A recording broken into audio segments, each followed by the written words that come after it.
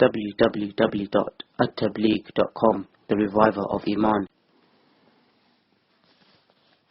نحمده ونصلي على رسوله الكريم رب اشرح لي صدري ويسر لي أمري واحلل عقدة من لساني يفقه قولي.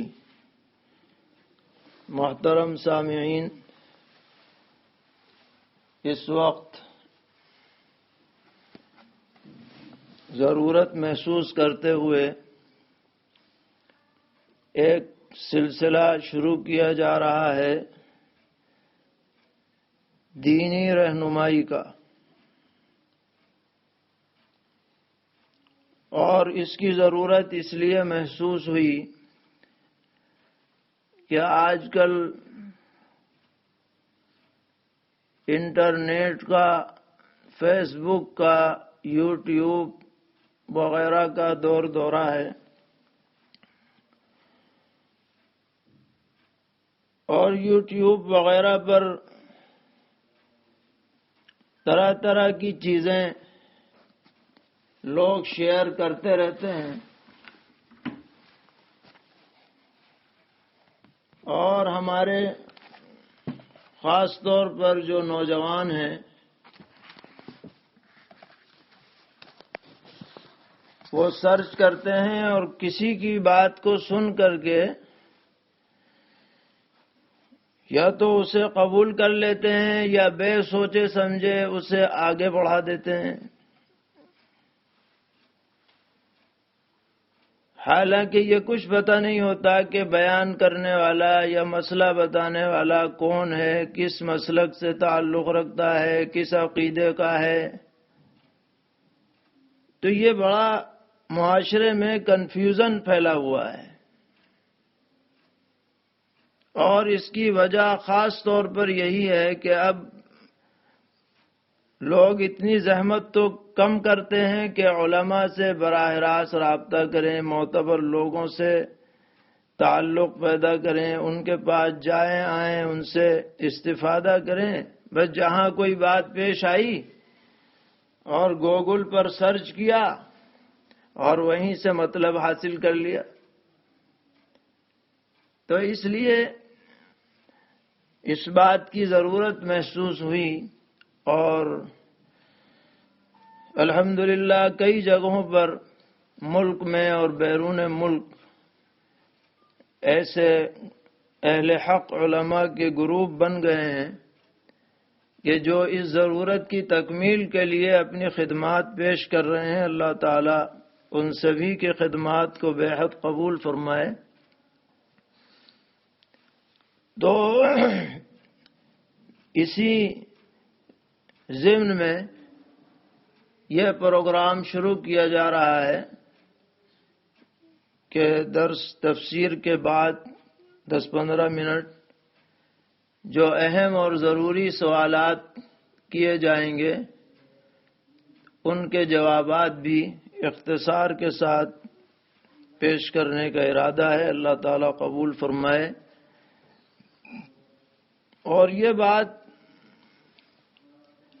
سمجھ لینی چاہیے کہ عوام کو جب کسی سے مسئلہ پوچھیں، علماء سے، مفتیان کرام سے، تو ان کا مقصد صرف یہ ہونا چاہیے کہ ہمیں دو ٹوک جواب مل جائے عمل کرنے کے لیے۔ ان سے دلیل کا مطالبہ نہ کریں کہ صاحب بتائیے آپ نے یہ مسئلہ کہاں سے بتایا۔ اس لیے کہ اگر وہ دلیل بتا بھی دے پھر بھی آپ کو اس سے کوئی مزید فائدہ حاصل نہیں ہوگا، اس لیے کہ جو آدمی بتلائے گا وہ اپنے مسئلے کی روشنی میں دلیل بتلائے گا۔ اب دوسرا کوئی اس کے خلاف مسئلہ بتانے والا ہے، وہ اپنی دلیل لے کے آئے گا۔ تو اگر آپ دونوں دلیلوں کو سنیں گے تو آپ فیصلہ نہیں کر سکتے۔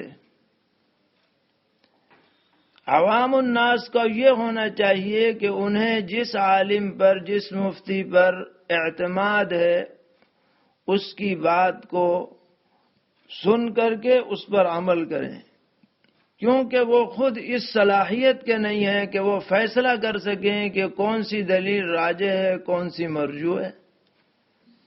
اسی طرح وہ یہ بھی فیصلہ نہیں کر سکتے کہ بیان کرنے والا صحیح کہہ رہا ہے یا غلط کہہ رہا ہے۔ یہ تو اہل علم ہوں گے، وہ فیصلہ کریں گے کہ اس نے کیا بات صحیح کہہ دی، کیا غلط کہہ دی۔ اس لیے ہمیشہ اپنے معتمد اور معتبر علماء سے جڑے رہنا چاہیے۔ کوئی بھی بات آپ کے سامنے آئے، آپ پہلے اس کی تحقیق کریں۔ جہاں تک بھی یہ آواز پہنچ رہی ہے، ہم سبھی حضرات سے یہ گزارش کریں گے کہ جب بھی کوئی دین کے بارے میں آپ کو کوئی بات معلوم ہو تو جب تک اپنے معتبر معتمد علماء سے تحقیق نہ کر لیں، اس بات کو آگے نہ بڑھائیں، شیئر نہ کریں، نہ پھیلائیں، پہلے تحقیق کریں اسے۔ کیونکہ عام طور پر لوگوں کا یہ مزاج ہوتا ہے کہ جو نئی بات سنی اسے چلا دی، آنکھ بند کر کے، یہ ثابت کرنے کے لیے کہ میں ایسی بات لے کے آیا ہوں جو آج تک کسی نے نہیں کہی۔ تو ہمارا یہ جو دین ہے یہ کوئی نادر و نایاب دین نہیں ہے کہ نت نئی چیزیں لے کر کے آؤ۔ یہ تو قدیم دین ہے، قدیم، پرانا، 1400 سال سے زائد اس کو ہو چکے ہیں۔ نئی باتوں کی یہاں جگہ نہیں ہے۔ نئی بات بھی قبول وہی ہوگی کہ جس کا جوڑ قدیم سے ہو، سلف صالحین سے ہو، ائمہ متبوعین سے ہو، کسی بھی درجے میں اس کا ثبوت ہو، جب وہ قابل قبول ہوگی۔ اس بات کو سامنے رکھ کر ہمیں علماء سے رابطہ کرنا چاہیے۔ تو ایک فون نمبر متعین کیا گیا ہے، آپ حضرات اسے نوٹ کر لیجئے، 74 55 98 20 00 74 55 98 20 00۔ اس واٹس ایپ نمبر پر آپ جو مسئلہ پوچھنا چاہیں وہ اس پر بھیج دیں، اور مسئلہ فرضی نہیں ہونا چاہیے، جو آپ کی ضرورت کا ہے، چاہے اس کا تعلق عمل سے ہو، نماز روزہ ہے، کوئی اور بات ہے، یا کسی بات کی تحقیق سے ہو کہ ہمارے سامنے یہ بات آئی ہے، یہ صحیح ہے کہ نہیں۔ اور کوئی معارضہ، مباحثہ، اس کی کوئی ضرورت نہیں ہے۔ بس جو آپ کو صدق دل سے جو آپ معلوم کرنا چاہتے ہیں وہ اس نمبر پر سینڈ کریں، انہی میں سے تحقیق کے بعد انشاءاللہ مختصر جوابات دیے جائیں گے۔ آج بھی کچھ سوالات ہمارے سامنے آئے ہیں، تو چند سوالوں کا جواب آج بھی دیا جا رہا ہے۔ ایک سوال یہ آیا تھا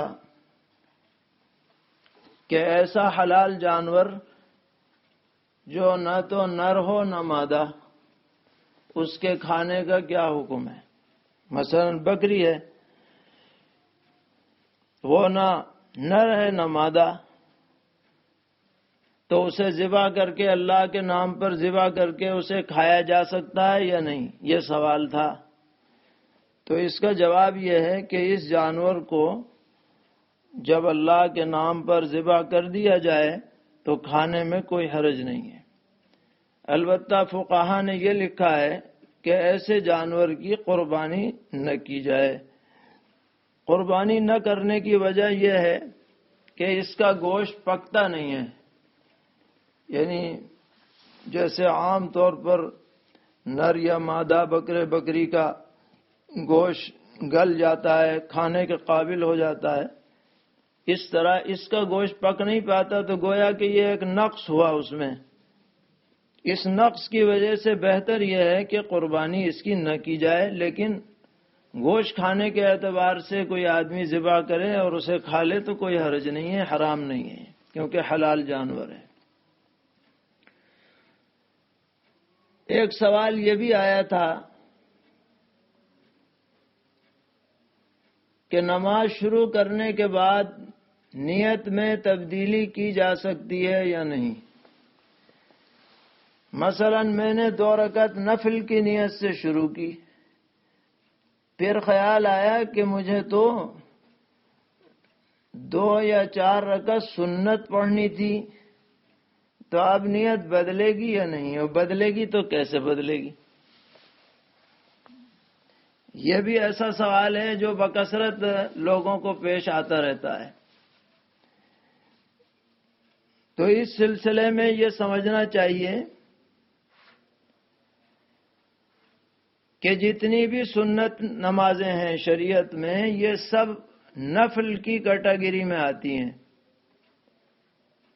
گویا نفل کے درجات ہیں، کوئی سنت موقدہ ہے، کوئی غیر موقدہ ہے، کوئی عام نفل ہے.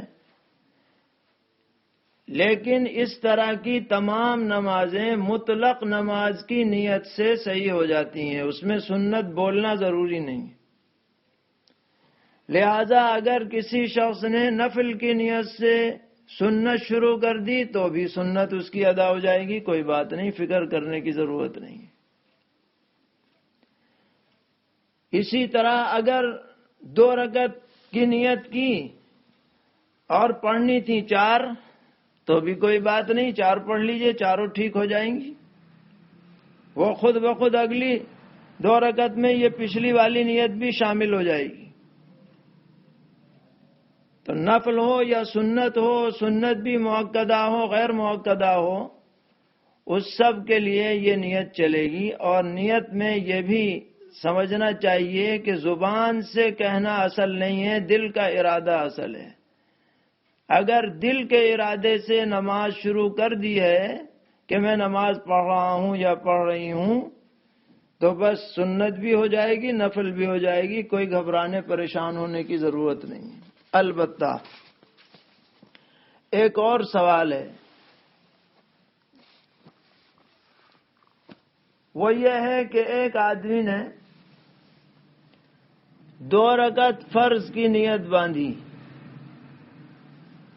پھر اسے یاد آیا کہ اسے تو 4 رکعت پڑھنی تھی. اس کی مثال یہ ہے کہ اسے ظہر کی نماز پڑھنی ہے، فرض کرو، اور ظہر کی نماز میں اس نے نیت جو کی وہ یہ کر لی کہ میں 2 رکعت نماز ظہر پڑھ رہا ہوں یا پڑھ رہی ہوں. حالانکہ ظہر تو 2 نہیں ہوتی، ظہر تو 4 ہوتی ہے مقیم کے لیے.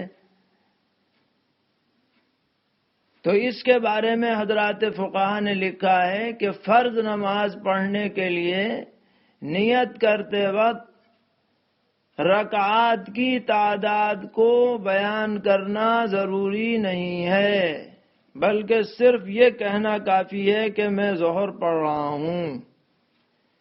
جب رکعات کی تعداد بیان کرنا ضروری نہیں ہے تو اگر اس میں کوئی غلطی ہو جائے تو یہ غلطی مضر بھی نہیں ہے.